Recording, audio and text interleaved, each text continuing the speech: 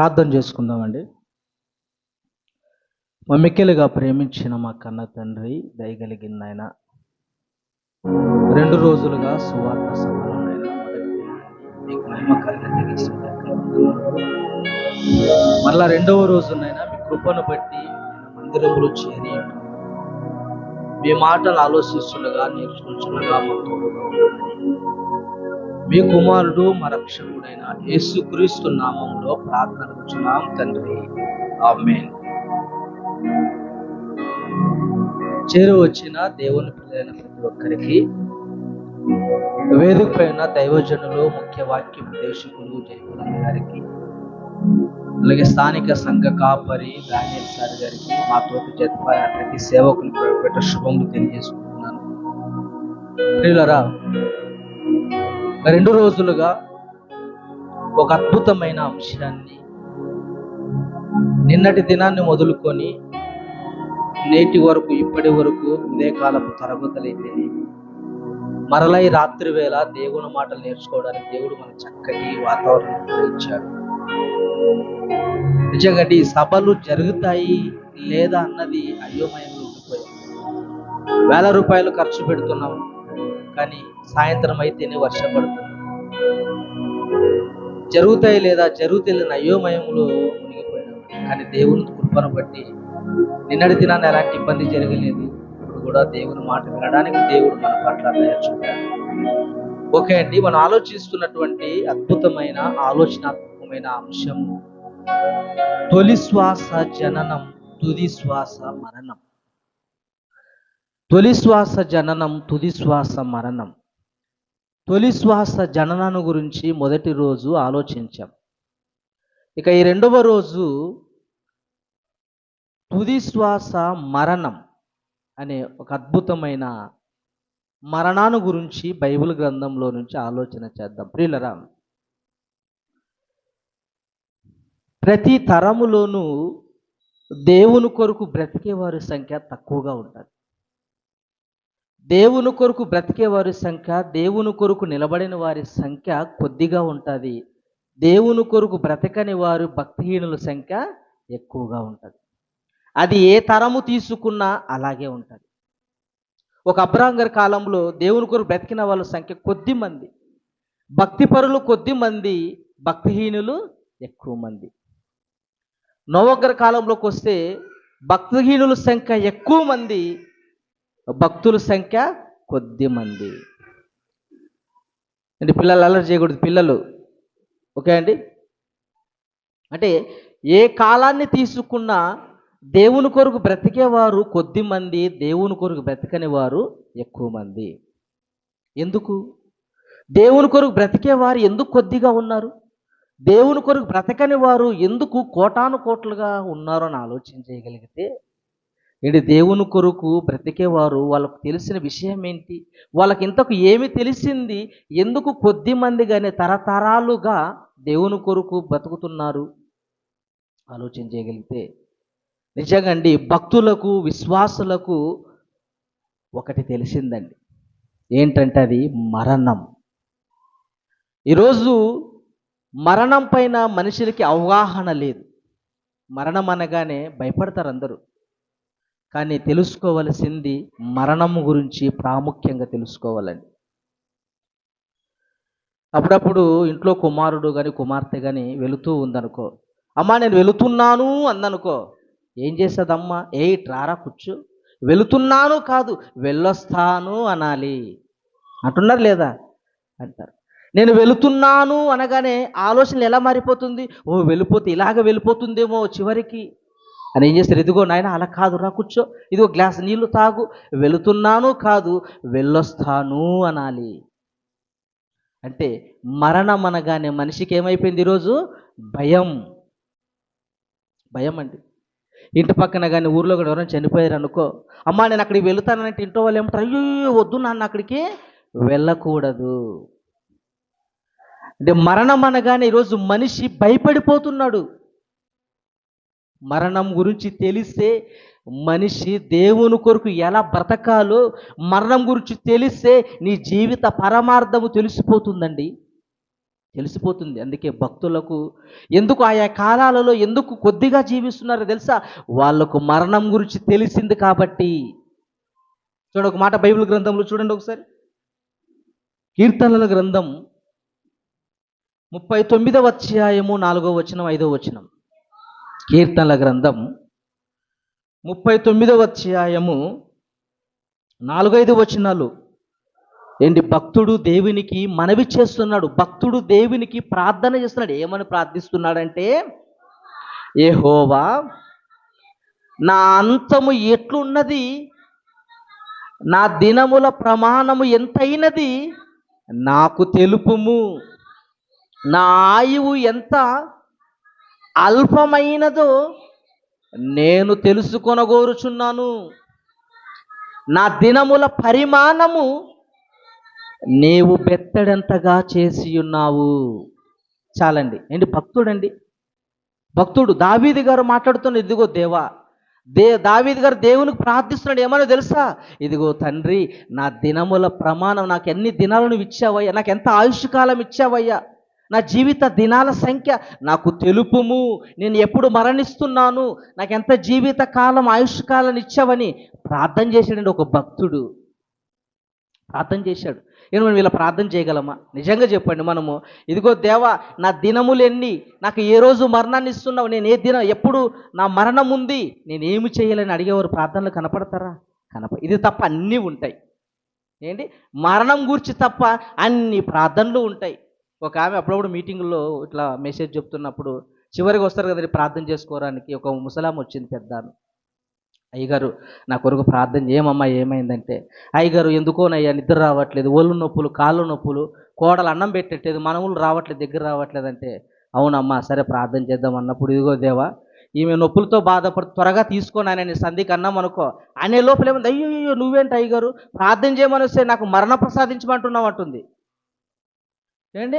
ఇదే కదమ్మా, నువ్వు నొప్పులతో బాధపడుతున్నావు కదమ్మా, పోనీలే దేవుడు నీకు మంచి మరణాన్ని ఇస్తాడు అన్నాం అనుకో, అయ్యో వద్దాయి గారు నేను ఇంకా బ్రతకాలి అంటే, ముసలి వయసులో కూడా ఏముందాం కోరిక? బ్రతకాలి. ఎందుకు బ్రతకాలమ్మా? ఎందుకు బ్రతకాలి? నా మనవుడికి పెళ్లి చేయొద్దా, నా మనవరాలకి పెళ్లి చేయొద్దా అంటే, మరణం అనగానే ప్రతి వ్యక్తికి భయము. బ్రతకాలన్న కోరిక తప్ప మరణించాలన్న కోరిక ఎవరికే కానీ ఉండదు. ఉంటుందండి. భక్తుడండి, ఇదిగో నేను ఎప్పుడు మరణిస్తున్నానయ్యా, నా ఆయుష్కాలం ఎంత ఉండబోతుంది, నా జీవిత పరిమాణము ఎంత అని భక్తుడు దేవునికి ప్రార్థిస్తున్నాడండి. ప్రార్థిస్తే దేవుడు ఏం చెప్పాడు తెలుసా? ఇదిగో నీ ఆయుష్కాలం బెత్తేడంత. ఎంతంట? బెత్తేడంత. కొద్దిగా జీవిత కాలం ఉందా అని తెలుసుకున్నాడు భక్తుడు. మరింతగా దేవుని కొరకు బ్రతికాడు. చూడండి ఇంకొక మాట, చూడండి ఇంకొక మాట. కీర్తనల గ్రంథం 90వ అధ్యాయం 12వ వచనం. కీర్తనల గ్రంథం 90వ అధ్యాయం 12వ వచనం. మాకు జ్ఞాన హృదయము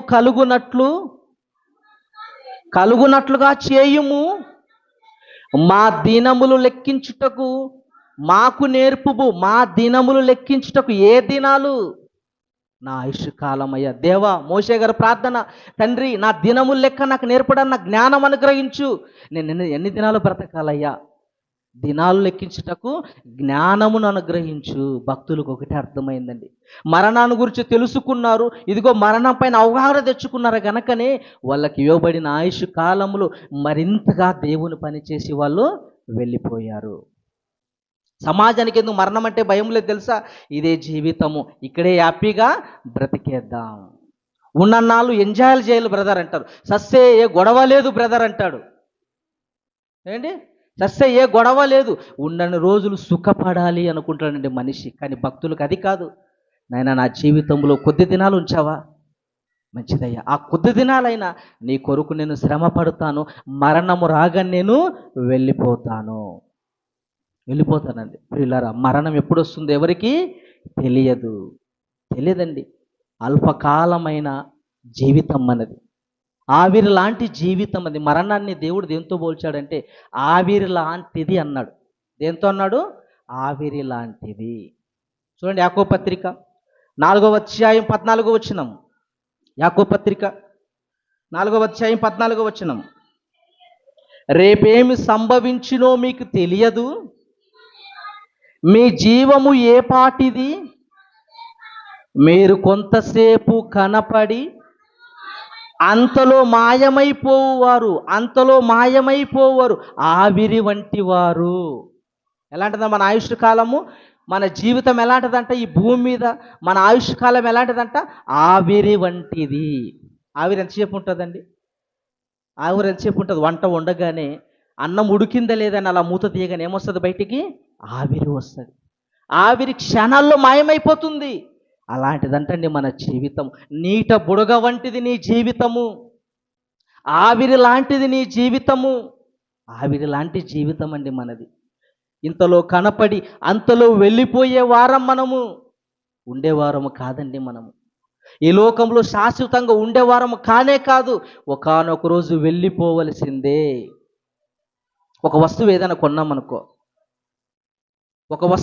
కొన్నామనుకో, మెడికల్ షాప్కి వెళ్ళి ఒక మందు కొన్నప్పుడు ఆ మందు పైన ఏముంటుంది తెలుసా? దాన్ని తయారు చేసిన డేట్ ఉంటుంది, తర్వాత ఏం డేట్ ఉంటుంది? ఎక్స్పైరీ డేట్ ఉంటుంది. దాన్ని తయారు చేసిన డేటుతో పాటు తన ముగింపు డేట్ ఉంటుంది. అలాగే దేవుడు కూడా అండి మన ఈ లోకానికి పంపించేటప్పుడు మనం ఎన్ని దినాలు బ్రతకాలన్నది దేవుడు ముందుగానే నిర్ణయించి పంపించాడు కనుక అల్పమైన జీవితం అండి ఇది. ఆవిరి లాంటి జీవితం ఇది. నీటి బుడగ వంటి జీవితము. నీటి బుడగ ఎంతసేపు ఉంటుందండి? ఎంతసేపు ఉంటుంది నీటి బుడగ? అప్పుడప్పుడు పిల్లలు ఆడుకోవడానికి సబ్బు నీళ్ళు వేసి అలా అలా అన్నామనుకో, బుడుగులు ఊదేమనుకో, ఉప్పు అని ఊదేమనుకో, ఏమొస్తాయి? బుడుగలు వస్తాయి. గంట సేపు ఉంటుంది ఒక బుడుగ, 5 నిమిషాలు ఉంటుంది ఒక బుడుగ, క్షణాల్లో మైపోయిపోతుందండి. అలా కనపడి అలా ఎగిరిపోతుంది. అలాంటి జీవితం అండి మనది. అలాంటి ఆవిరి లాంటి జీవితం మనల్ని మరణం ఎప్పుడు వెంబడిస్తుందో, మరణం ఎప్పుడు మనల్ని మింగేస్తుందో ఎవరికి తెలియదండి. ఎబ్రిలు రాసిన పత్రిక 11వ అధ్యాయము 25వ వచనము. ఎబ్రిలు రాసిన పత్రిక 11వ అధ్యాయం 25వ వచనం. భక్తుడు మాట్లాడుతున్నాడు. ఏం మాట్లాడుతున్నాడు చూడండి.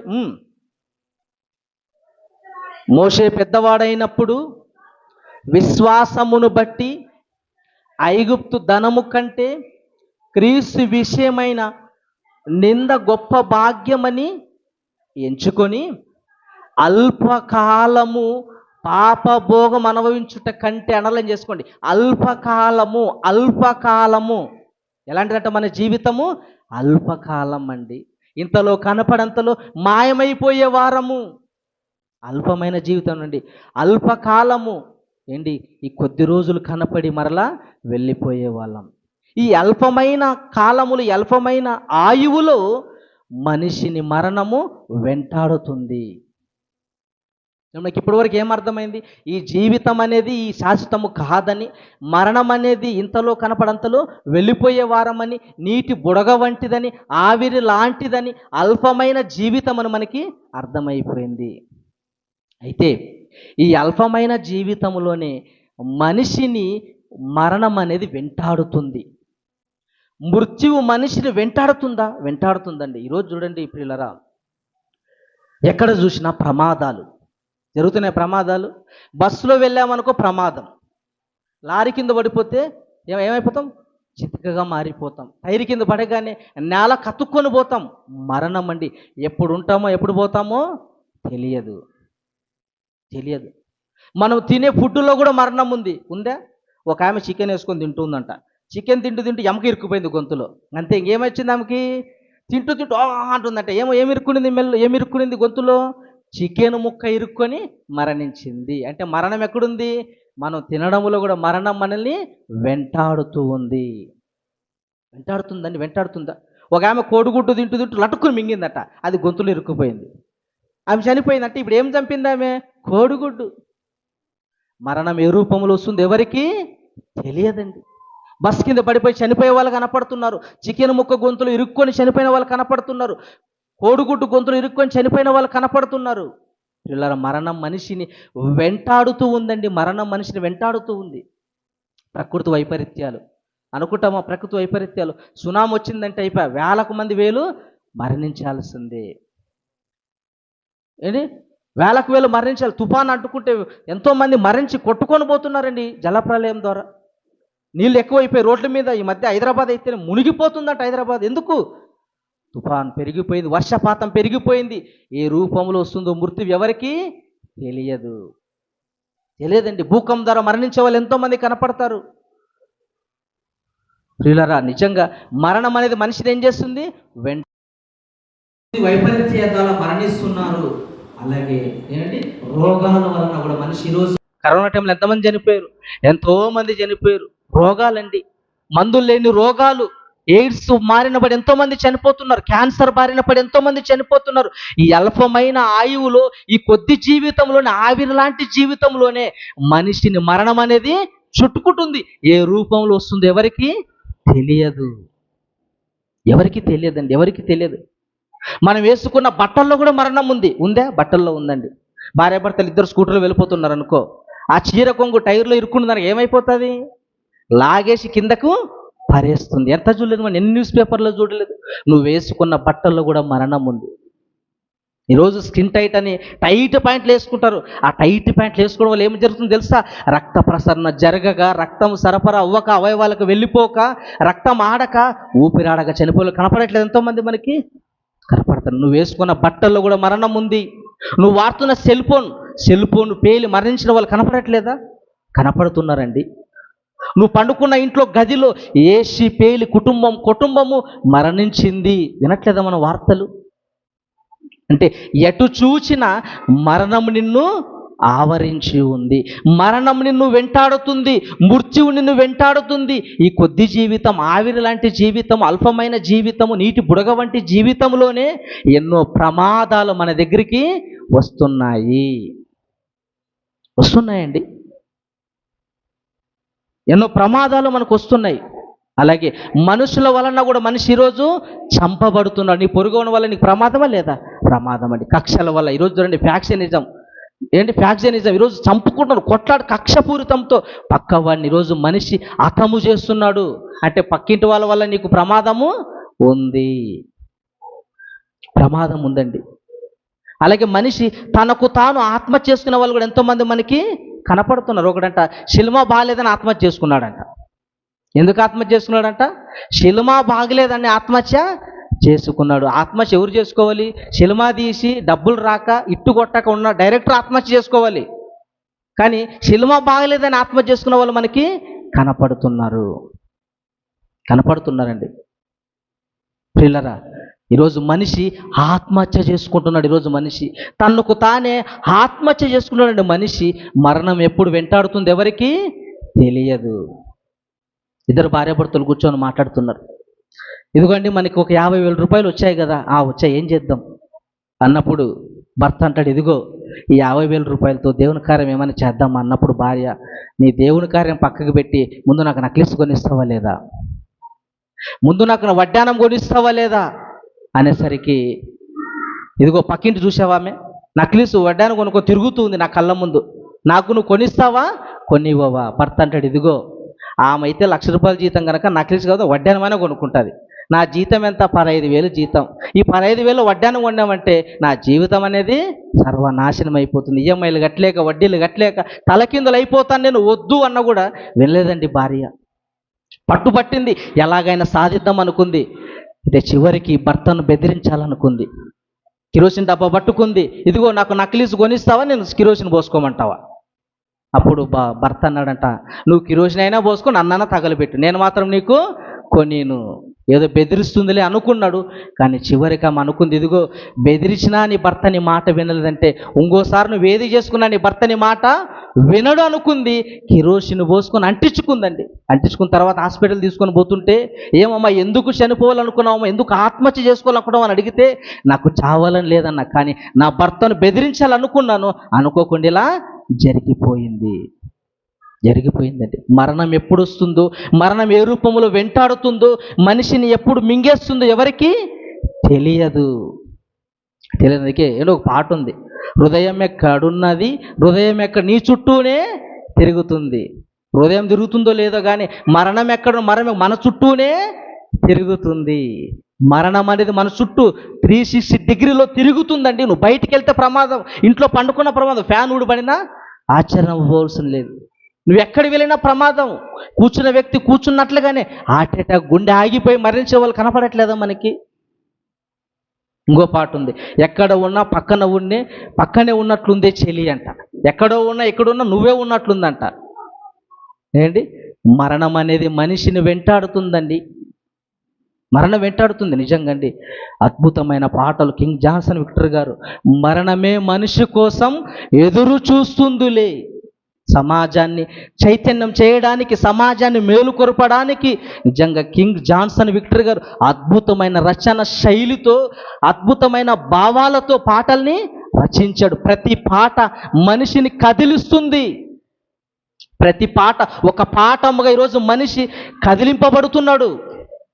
అదండి పాటలంటే, అలా చేయాలి నిజంగా. మనిషిని, మరణం అనేది మనిషిని వెంటాడుతుంది. అదండి భక్తులకు అర్థమైపోయింది. ఈ జీవితం ఏముంది, శాశ్వతమైనది కాదు, కొద్దిసేపు కాదు అంతలో మాయమైపోయి ఈ జీవితం కొరకు బ్రతకడము, మరో లోకం కొరకు పొందుకోవాలి, దేవుని దగ్గరికి వెళ్ళాలి. కనుక ఈ ఉన్న చిన్న జీవితంలో దేవుని కొరకు చేసి మరణించి వెళ్ళిపోవాలనుకున్నారండి భక్తులు. వెళ్ళిపోవాలనుకున్నారు. ఇంకొక మాట చూద్దాం, ఇంకొక మాట చూడండి. ఆమోసు గ్రంథం 5వ అధ్యాయం 19వ వచనం. మనిషిని మరణం వెంటాడుతుంది. చూడండి, ఆమోసు గ్రంథం 5వ అధ్యాయం 19వ వచనం. త్వరగా అండి. ఒకడు సింహమునొద్ద నుండి తప్పించుకొనగా ఎలుగుబంటి ఎదురైనట్లు వాడు ఇంటిలోనికి పోయి గోడ మీద చెయ్యి వేయగా పాము వాణ్ణి కరుచున్నట్లు. ఏంటి, ఒకడంట ఎలుగుబంటి నుంచి తప్పించున్నాడంట, మళ్ళీ ఇంటికి పోయి గోడ మీద చేయి పెట్టగానే ఏం గరిచిందంట, పాము గరిచిందంటే మరణం ఎక్కడి పోయినా నీకు ఎదురు చూస్తుంది, వెంటాడుతుంది మరణం. కనుక ఈ చిన్న జీవితంలో అండి, అల్పమైన జీవితం, ఆవిడ లాంటి జీవితాన్ని దేవుని కొరకు పణంగా మనము పెట్టాలి. ఈ చిన్న జీవితంలో దేవుని కార్యక్రమాలు చేయాలి మనం. అందుకేనండి మా పిల్లలందరూ, మా సహోదరుడు కిరణ్ గారు అందరికి ఎందుకు ఇంత ప్రయాసపడుతున్నాం తెలుసా, ఎందుకు ఇన్ని వేల రూపాయలు ఖర్చు పెడుతున్నాం తెలుసా. మా సహోదరుడు శ్రీనివాసులు గారు ఎందుకు, ప్రతి మనిషికి దేవుని మాటలు వినిపించి కొందరినైనా ఒక్కనైనా దేవునిలో నడిపించాలన్న తపన తప్ప వేరేదేమీ లేదు, లేదండి. కనుక మరణం మనిషిని బంధిస్తుంది. చూడండి, ఇంకొక మాట చూడండి. కీర్తన గ్రంథం 116వ అధ్యాయం 13వ వచనం.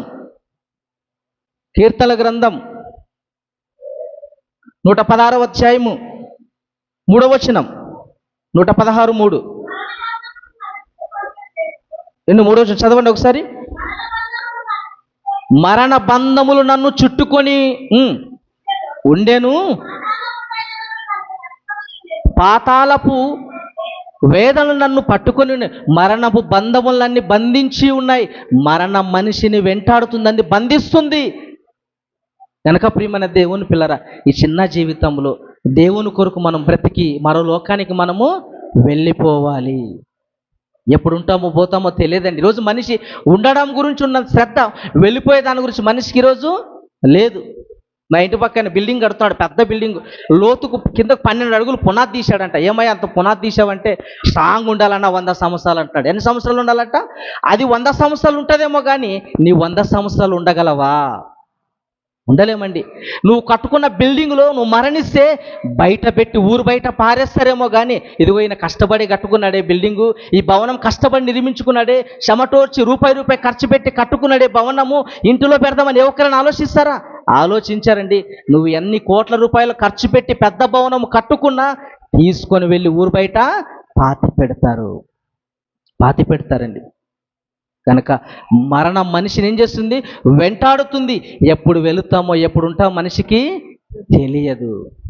తెలియదండి. ప్రియమైన దేవుని పిల్లరా, తెలియదు. కనుక ఈరోజు మనిషి మరణం గురించి సరైన అవగాహన మనిషికి ఈరోజు లేదు. మరణించారనుకో, మరణించగానే ఏం మాడతారు, ఇదిగో మరణించాడండి, మరణించిన తర్వాత గాలిలో కలిసిపోతుంది బ్రదర్ అంటారు. దేనిలో కలిసిపోతుందంట? గాలిలో కలిసిపోతుందంట. ఏంటి, గాలిలో కలిసిపోవడం నువ్వు చూసావా? గాలిలో కలిసిపోవడం నీవు చూసావా? పోనీ గాలిలో కలిసిపోయింది అన్నావు కదా, అయితే సైకిల్ షాప్ దగ్గర వెళ్ళి గాలి కొట్టు, శవానికి లేస్తుందా? ఏంటి, చనిపోయిన శవానికి గాలి కొట్టండి, మరణి బతుకుతుందా? ఉబ్బిపోయి పేలిపోతుంది. గాలిలో కలిసిపోయిన బ్రదర్ అంటారు. గాలి మాటలు కాకపోతే ఇంకేం మాటలు అండి? ప్రియమైన దేవుడు, మరణించిన వెంటనే ఆత్మ మరో లోకానికి వెళ్ళిపోతుంది. గాలిలో కలిసిపోయింది బ్రదర్ అంటారు. ఏంటి, గాలి అంట గాలిలో కలిసిపోయింది. మరికొందరు అంటారు, ఇదిగో మరణించిన వాళ్ళు కోరిక తీరక ఎక్కడ తిరుగుతారంట? దెయ్యాలుగా వచ్చి ఇడిడే తిరుగుతుంది బ్రదర్ అంటారు. కోరిక తీరక వచ్చిన వాళ్ళు ఎక్కడ తిరుగుతారంట? ఇక్కడిక్కడే తిరుగుతుంది. ఏంటి, చనిపోయిన ఆమె అండి పిల్లలంటే ప్రేమ అన్న, కానీ మరణించిన తర్వాత అండి పిల్లల ప్రేమ కొరకు ఇక్కడిక్కడే తిరుగుతుందని, ఇక్కడిక్కడే తిరుగుతుందట. అంటే మరణించిన వాళ్ళు దెయ్యాలుగా వస్తారనే భ్రమలో నేటి సమాజం ఉంది. ఇదిగో ఇల్లు ప్రేమగా కట్టుకుంటున్నాడు కానీ ఓపెనింగ్ అవ్వకుండానే చనిపోయాడు. అయితే ఆయన చనిపోయినానంట, కోరిక తీరకపోగా ఎక్కడొచ్చి తిరుగుతున్నాడంట, ఇంటి చుట్టే తిరుగుతున్నాడంట, నా ఇల్లు ఎలా ఉంది, నా స్లాబ్ ఎలా ఉందని. ప్రియమైన దేవుని పిల్లరా, మరణం గురించి మనిషి సరైన అవగాహన లేదు. మరణించిన తర్వాత మనిషి ఎక్కడికి వెళ్ళిపోతాడన్న సంగతి ఈరోజు మనిషికి తెలియలేదు. ప్రసంగి గ్రంథం ముగించుకుందాం. ప్రసంగి గ్రంథం 10వ అధ్యాయము 14వ వచనం. ప్రసంగి గ్రంథం 10వ అధ్యాయం 14వ వచనం.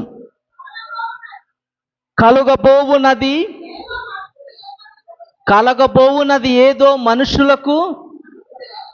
మనుషులు ఎరగక ఉండినను బుద్ధిహీనులు విస్తారముగా మాట్లాడుదురు. ఏం మాట్లాడతారు?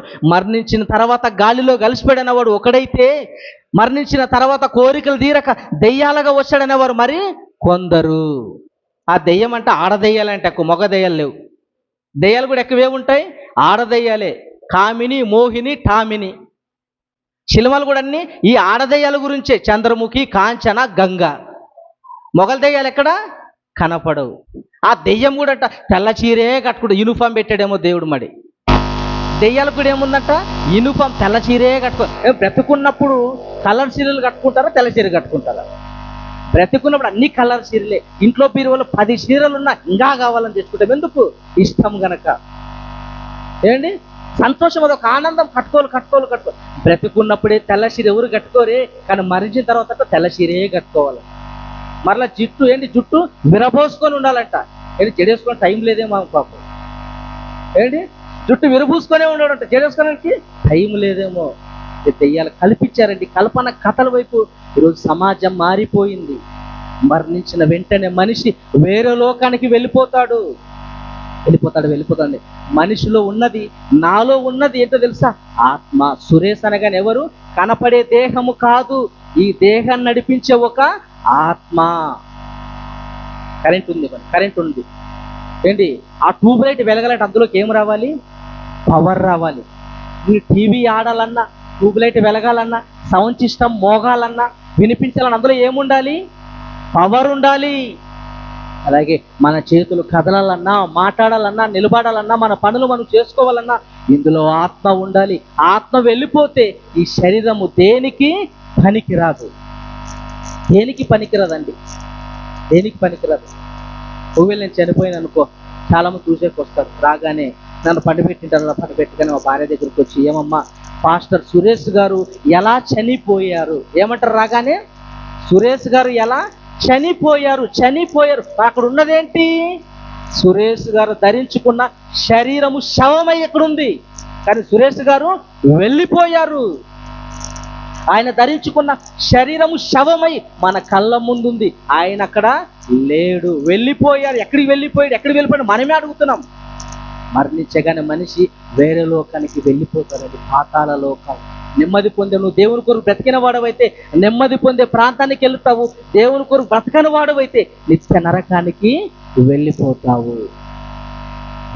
ప్రియమైన దేవుని పిల్లరా, కనుక ఈరోజు మనిషికి మరణం పైన అవగాహన రావాలి. ఈరోజు మనిషికి మరణం గురించి తెలిస్తే ఈ భూమి మీద దేవుని కొరకు బ్రతకాలన్న ఆశ తప్ప ఇష్టానుసారంగా బ్రతకాలన్న ఆశ ఎవరికి రాదు.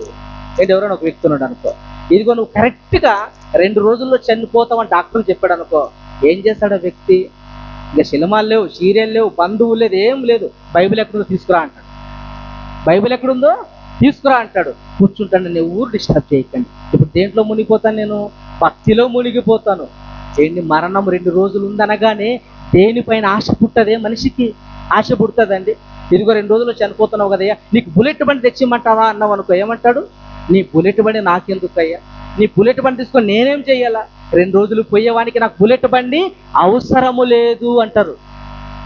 2 రోజులు చనిపోయి ఆమె దగ్గర, ఏమమ్మా నువ్వు ఎప్పుడు నక్లీస్ అంటుంటావు, నెక్లీస్ కొనిమంటావా అన్నావు అనుకో, నాకెందుకు నక్లీస్, ఇదిగో చెల్లి ఉంది కదా చెల్లికే అంటారు.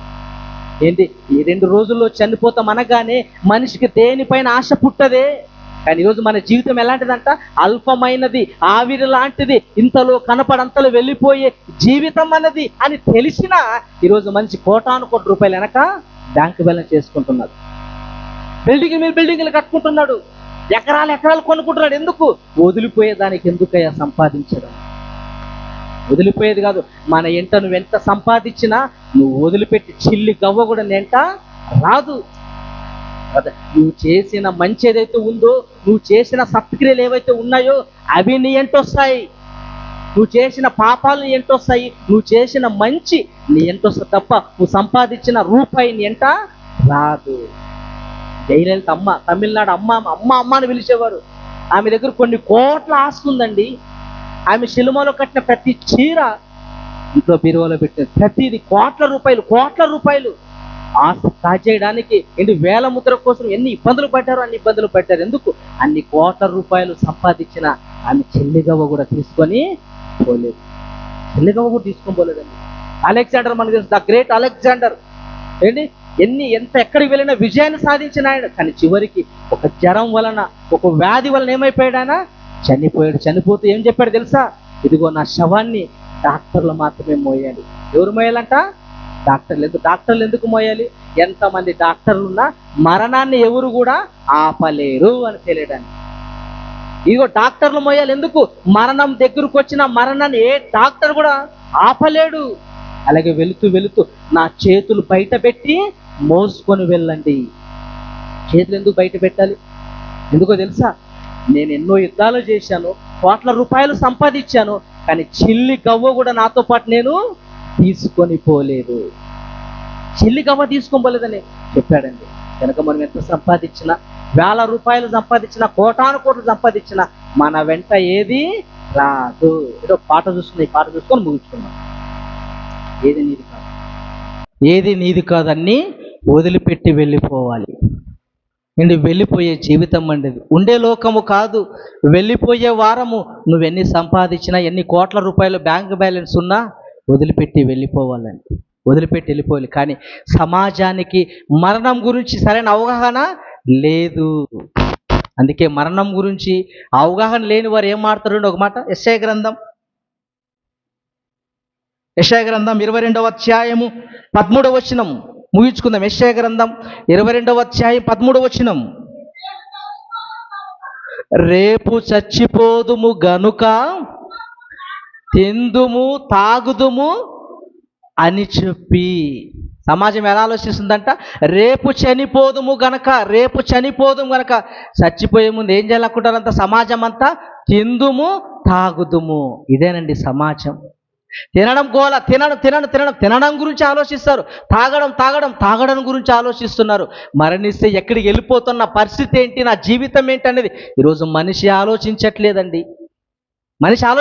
కనుక రేపు చనిపోదుము గనుక తినుదుము తాగుదుము.